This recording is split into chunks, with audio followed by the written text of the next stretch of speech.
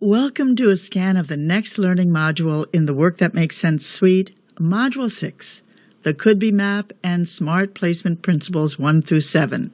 This is Gwendolyn Galsworth, the creator of this series and author of the book of the same name. Let's take a look. Here's the Smart Placement Suite, and here's Module 6. It's time for your teams to learn and apply the first 7 of the 14 principles of smart placement directly to their could-be maps, hands-on. In Module 6, they rethink the flow of materials, people, and information into and through their work areas by rethinking the location of function, the location of things. They use these principles as leverage, and they focus to begin with on those items, those functions, which are easy to move. Here's the first of 2 sample teaching segments from Module 6.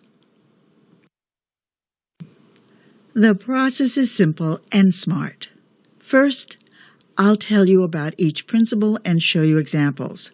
Second, you'll think them through and look for ways to apply that principle. Discuss your thinking with a buddy, but not more than 2, and when you're ready, share your thinking with your whole team. See what they think. Experiment directly on your could-be map. Change things there. 3, make sure to appoint a scribe. Make sure that someone writes down the ideas. Your trainers can help, or a colleague, or you can volunteer yourself. 4, make sure to write each idea on a sticky note.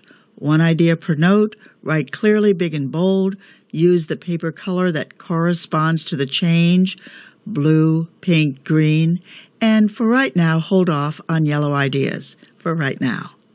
5, as you think and discuss, test out your ideas directly on your could-be map. Don't be shy, don't wait, move your sticky notes around.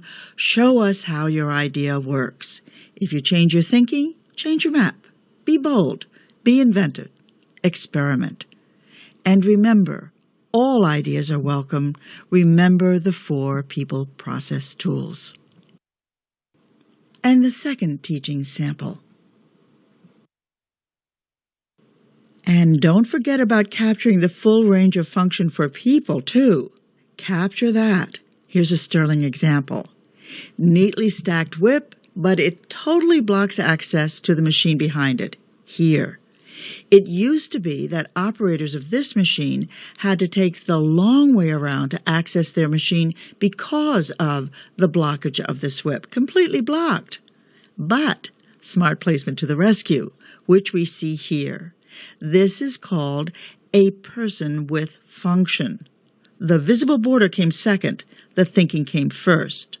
We reserved the space ahead of time for the whip to get placed here, and retained our access by planning in a person with function.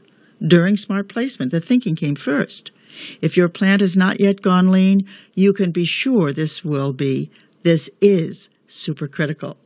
Person with function has 2 purposes, pathway and boundary.